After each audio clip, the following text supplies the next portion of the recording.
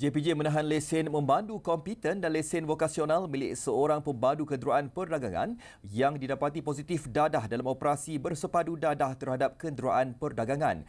Pengarah JPJ Perlis Noraini Muhammad Nawi berkata 71 pemandu kenderaan perdagangan menjalani ujian saringan air kencing oleh agensi anti dadah kebangsaan dengan keputusan seorang pemandu dan 3 kelindan positif dadah. Susulan itu, JPJ Negeri Perlis telah mengambil tindakan dengan menahan lesen memandu kompeten iaitu CDL dan lesen vokasional milik pemandu berkenaan bagi membolehkan tindakan siasatan lanjut diambil mengikut peruntukan undang-undang yang telah berkuat kuasa.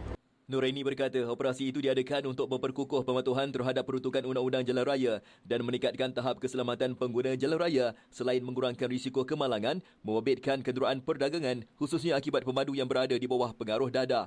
Operasi bersepadu itu dilaksanakan dengan kerjasama pihak AADK, Polis serta Kementerian Pelancongan Seni dan Budaya.